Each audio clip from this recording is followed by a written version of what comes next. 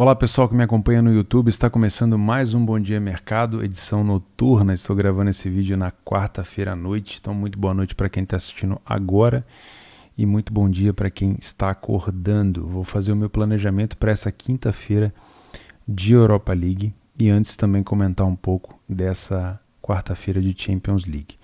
Antes da gente começar, lembrando você de se inscrever nesse canal, ativar o sininho das notificações e deixar um like no vídeo que ajuda bastante, complementar se houver necessidade, alguma informação que eu deixar de falar aqui ou falar diferente. E caso você não tenha uma conta na Betfair, que é a minha apoiadora deste canal, vou deixar um link aqui embaixo com um bônus para você acessar, um bônus de depósito inicial. Lá embaixo também tem o meu Telegram, se você quiser me acompanhar no dia a dia de trabalho, e a plataforma do leitura para você melhorar a sua leitura de jogo, acelerar a validação do seu método de trabalho e, logicamente, trabalhar no Discord do Leitura. Eu estou por lá quase todos os dias, beleza? Então vamos começar? Começando por esse jogo aqui, eu estava no almoço, tinha parado lá na obra para almoçar e estava acompanhando o finalzinho desse jogo aqui pelo aplicativo mesmo, estava dando uma olhada no SofaScore, não fiz esse jogo, não abri mercado. Na hora que eu olhei, o Zaza tinha acabado de fazer o 2-1, né? O Sassuolo estava ganhando de 2-0. E eu estava vendo o replay do gol do Zaza no Twitter quando rolou o segundo gol do Torino e depois uma virada espetacular do Torino para cima do Sassuolo. Comentei aqui ontem com vocês, fiz questão de enfatizar o quanto o Sassuolo é bom de se trabalhar nesses aspectos de alavancagem. Então, para você que não conhecia, guarda o Sassuolo aí com você, guarda esse nome porque é um time que abre vantagem, às vezes cede empate, virada. É um time que quando está em desvantagem vai buscar, nem sempre, mas não é todo dia que tem pão quente, como diz o ditado, mas é um time para ficar de olho. O Sassuolo vacilou demais, recuou muito e tomou uma virada histórica do Torino. Provavelmente, se eu estivesse fazendo esse jogo, eu iria fazer uma boa grana, porque é o meu estilo de trabalho, né? Infelizmente, eu não pude fazer. Tivemos a vitória já esperada, na minha opinião, do Greuther Fürth para cima do Regensburg. Comentei com vocês aqui também da superioridade em relação ao elenco. O Regensburg é um time muito sem sal e o Greuther Fürth se mantém ali na briga pelo título, né, pela vaga direta e logicamente, se mantendo ali dentro da zona de promoção. Na Champions League eu tive um imprevisto, cheguei no final do primeiro tempo, já deixei para fazer só o segundo tempo, já estava 1-0 para o Bayern de Munique, é bem provável que eu pegaria talvez esse gol do Bayern, pelo que o pessoal me falou no Discord ali, daria para ter pego. E no jogo do Chelsea contra o Atlético Madrid, não sei se eu teria feito alguma coisa até o primeiro tempo. No segundo tempo, do que eu acompanhei, eu tive muito mais vontade de trabalhar o mercado de gols no Bayern do que no Atlético de Madrid. O Atlético muito abaixo em relação ao Chelsea, o Chelsea dominando o jogo no segundo tempo, né, já estava 1-0 naquele momento. E o que eu fiz foi buscar o over à frente aqui no Bayern com a Lazio. Já busquei ele um pouco tarde, era por volta dos 65 minutos, eu terminei de entrar com a minha stake de over. Peguei o gol do Choupo-Moting aqui por volta dos 73 minutos e depois uma bola parada do Parolo aqui aos 82. Tá? Considero uma boa entrada porque eu vi os espaços, né? Muita gente depois que saiu o Lewandowski e o Miller tiveram um receio, né? Falar, agora não vai bater porque os caras do Bayern saíram, mas eu até senti a Lazio mais solta em campo depois que esses caras saíram. O melhor do mundo saiu, né? O Lewandowski é o melhor do mundo hoje em dia e acabou deixando a Lazio um pouco mais solta. A Lazio foi para cima e quase conseguiu empatar o jogo, tá? Esse foi o único clique que eu dei, um over à frente no Bayern de Munique com a Lazio. E ficou assim, não posso reclamar. Foi um bom dia de trabalho. Não consegui fazer tudo, provavelmente teria pego o gol do Bayern, não sei. E não mexi no jogo do Chelsea. O Chelsea ainda ampliou depois com um gol de contra-ataque. E é isso. Vamos falar então do dia de hoje, que tem bastante jogo. Deixa eu deletar aqui os finalizados. E vamos. O Corinthians está vencendo por 2-0 o Salgueiro. O São Lourenço faz 2-0 aqui no Universidade do Chile e o Atlético Júnior Barranquilla também faz 2-0 em cima do Caracas. Vamos lá. Na Europa League nós temos agora vários confrontos de equipes que já abriram boas vantagens no primeiro jogo, então tem que saber muito bem onde é que está pisando. Eu acredito que seja um dia de bastante cautela, acho que essa é a palavra, um dia de bastante cautela nessa quinta-feira, porque pode rolar muito essa questão do regulamento debaixo do braço, tá? Por exemplo, esse jogo do molde aqui com o Granada que acontece às 2h55. O Granada venceu o primeiro jogo por 2-0, né, dentro de casa, e vai jogar fora de casa agora com o molde. A necessidade é toda do molde, né? O Granada basta se defender, né? Pode tomar um gol só, 2 já complica, mas se fizer 1, pelo critério de gols qualificados, já facilita bastante a vida, né? Então, principalmente essa questão do over de longa exposição, né? Para quem pergunta o que é um over de longa exposição, são formas de trabalho que eu encontrei para poder substituir o mercado de over HT. Então, em vez de buscar gols no primeiro tempo, eu expando um pouco. Se eu vejo bastante espaço, eu expando um pouco o meu leque. Em vez de buscar 1 gol no HT, eu busco 3 no FT, né? Em vez de buscar 2 no HT, eu busco 4 no FT. Mais ou menos isso, tá?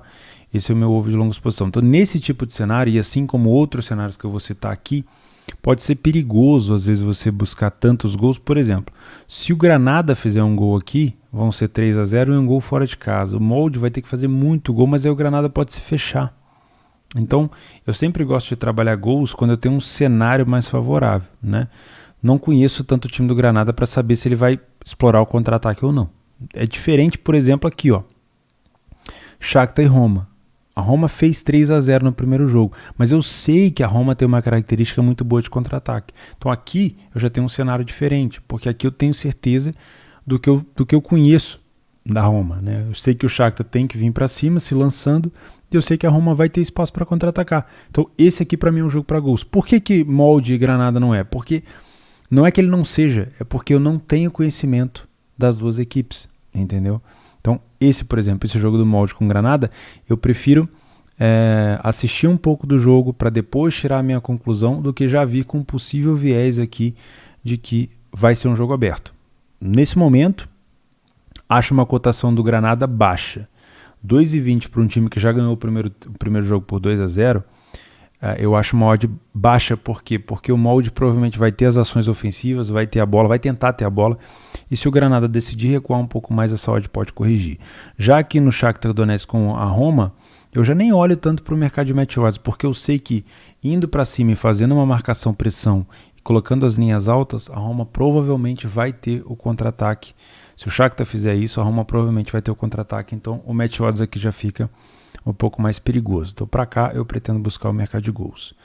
3-1 do Arsenal fora de casa para cima do Olympiacos, começa com uma odd de 1,40, é uma cotação de back favorito no primeiro tempo, porém, obviamente, o que busca o Arsenal nesse jogo? É manutenção de vantagem? É ampliação de vantagem? Tudo vai depender do início. Se o Arsenal começar aterrorizando o Olympiacos, é back Arsenal, não tem o que se discutir. Agora, se vai colocar o regulamento debaixo do braço, vai entrar ali com um pouco mais de folga, vai entrar sonolento, não é odd para back. Também não é odd para lei, pode ser perigoso. Tá? Então é jogo para não ficar dentro, né? Para não fazer nada. Então, primeiro eu espero ali o posicionamento do Arsenal, me mostrando se vai para cima ou não, depois eu tomo alguma decisão. Tottenham e Zagreb. O Zagreb já foi, né? Teve gente que me cobrou, né, que eu não falei. O Zagreb já foi um dos melhores contra-ataques da Europa. Já falei muito isso. Hoje em dia o Zagreb está muito abaixo do que eu acompanhava antigamente. O Tottenham meteu 2-0 em casa. Logicamente tem toda a vantagem do mundo aqui. É uma cotação para back, né, ou uma cotação para lei Zagreb, mas para o live. Não encararia mercado de gols ou definiria alguma posição de match odds sem antes ver o jogo, porque o Tottenham na Premier League, em alguns jogos ele até consegue colocar uma vantagem, uma pressão e uma superioridade. Mas na Premier League ele pode facilmente, por exemplo, dar a bola para o adversário e jogar no contra-ataque na velocidade. Então eu não sei como que o Tottenham vai jogar nesse jogo, né? Quais são os jogadores do Tottenham que vão jogar. Aqui está o Vinícius, o Dele Alli e o Lamela, ou seja, não está o Lucas, não está o Harry Kane, não está o Son. Isso faz diferença para mim. Tá? Não está o Bale. Então se vai entrar com o time reserva é totalmente diferente do que o time principal. Principalmente porque o time principal, quando precisa jogar no contra-ataque, você sai muito bem. Então aqui para mim não é jogo para back Tottenham, a não ser que o Tottenham me prove o contrário. Tá? Primeira leitura de jogo aqui, um jogo bem encardido. Aí o primeiro jogo das 17 horas, temos o Vila Real que venceu o primeiro jogo fora de casa por 2-0 em cima do Kiev. Uma cotação de 1,53, mesmo cenário do Arsenal. O que busca o Vila Real, já que venceu fora de casa por 2-0, né? Mod 1,60 mais ou menos para back é uma odd interessante. Porém, o Vila Real vai jogar para cima para ampliar a vantagem ou vai fazer uma manutenção de vantagem, né? Vai enfiar o regulamento debaixo do braço. Outro jogo aqui para leitura, mas cabe um possível back ao Vila Real, mas obviamente depende da intensidade que o time vai entrar ou não. Um dos jogos mais parelhos, Milan e United. O United sofreu um empate praticamente no último lance de jogo contra o Milan. O Milan não jogou, na minha opinião, o que poderia jogar, né? O United, na minha opinião, vacilou em casa e agora abre, logicamente, um precedente para ser desclassificado. Vamos ver. O Milan, com toda a sinceridade do mundo, não vem jogando bem. Os últimos jogos do Milan que eu acompanhei não foi isso tudo, tá? O Milan tem uma queda muito grande de produção nesses últimos jogos, se manteve na segunda colocação no italiano, mas não vem jogando isso tudo. Pela escalação aqui, Rebic, Çalhanoğlu, é uma escalação que eu gosto de ter o Rebic aqui, mas estou sentindo falta talvez do Samu Castilheiro. Não sei se é essa escalação que vai entrar, não sei se o homem de referência vai ser o Rebic, se vai ser o Leão ou se vai ser o Ibrahimovic, não tenho certeza. O Mandzukic não é. Ah não, o Rafael Leão está fora por lesão, o Mandzukic também. Então ou vai ser o Ibra, que eu não sei se ele está disponível, ou vai ser o Rebic, pelo que está sendo falado aqui. Mas cadê o Samu Castilheiro? Aqui na direita, que ele faz muito bem isso, mesmo sendo canhoto. Não sei, tá? O United, na minha opinião, tem time para eliminar o Milan.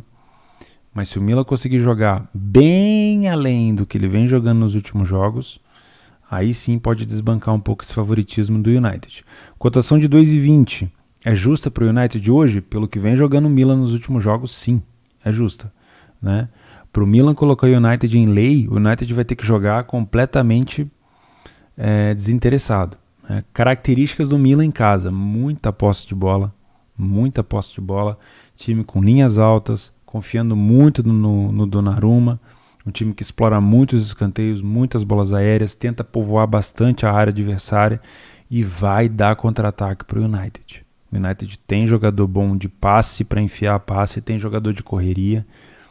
Esse jogo especificamente, para mim, ele tem cara de ter mais gols do que o mercado imagina, tá? Eu imagino um jogo bem engraçado para gols aqui. Eu vou esperar a leitura, posso até trabalhar um possível Lei United se esses contra-ataques não estiverem encaixando. Agora, se o Milan estiver completamente aquém, jogando do jeito que vem jogando nos últimos jogos, e eu acho que esse é jogo para gols, porque o Milan tende a se lançar um pouquinho e dar espaço. Obviamente, o Milan conta muito com o seu goleiro Donnarumma, né, que é uma arma do time que falhou no penúltimo jogo, se eu não me engano, mas é uma arma letal, ao contrário, para o Milan, tá? Rangers Slavia Praga, mesma coisa do resultado do Milan de ida, 1-1. Jogo muito difícil de se cravar, também cotações um pouco parecidas aqui com o Milan United, né? Só que o Rangers está jogando em casa. O time do Rangers já é campeão escocês, só briga pela Europa League agora, pode se focar mais na competição, já está nas oitavas, pode chegar às quartas. Acho que tem time para eliminar o Slavia e pode caber um Lei Slavia aqui nesse jogo, um Lei pior equipe em campo. Tá? Você vê que são confrontos totalmente parelhos, muito difícil cravar alguma coisa. Young Boys e Ajax, os dois times fizeram o 32 avos com muitos gols. O Young Boys acho que foi 3-3, o Ajax no primeiro jogo acho que foi 2-1, no segundo jogo também foi um jogo com gols. Então eu não imagino nada além do mercado de gols para esse jogo. Acho essa cotação do Ajax justa, talvez pelo nome do time, mas não imagino um jogo com poucos gols. O primeiro jogo, o jogo de ida, foi 3-0 para o Ajax em casa. O Young Boys vai se lançar completamente para cima e eu não vejo o Ajax recuado. Eu vejo um Ajax explorando espaços. E eu acho que vai ser aqui um jogo bom para gols também. Então eu vou listar os jogos que eu acho que são para o mercado de gols.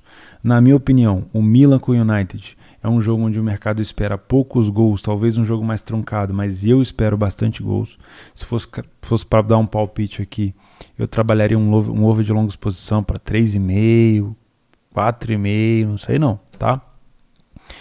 O Young Boys com Ajax também pela necessidade de se expor do Young Boys e pela facilidade de contra-ataque que vai ter o Ajax, tá?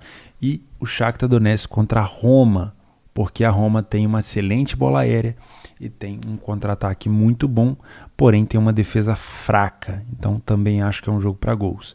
Jogo para back favorito no primeiro tempo, que pode encaixar Arsenal com Olympiacos, obviamente pela cotação aqui, nós temos um time super favorito jogando em casa, então se o Arsenal entrar com vontade, não dando espaço para os contra-ataques do Olympiacos, que precisa de resultado e vai tentar ir para cima, eu daria aqui um back Arsenal se tiver leitura. E outro é o Vila Real com o Kiev, mesma coisa, uma cotação próxima de 1,60, aí já passa a ser um favoritismo e não um super favoritismo, dependendo também da postura do Vila Real, recuperando segunda bola, não dando chance para o Kiev contra-atacar, também pode caber um back favorito no primeiro tempo.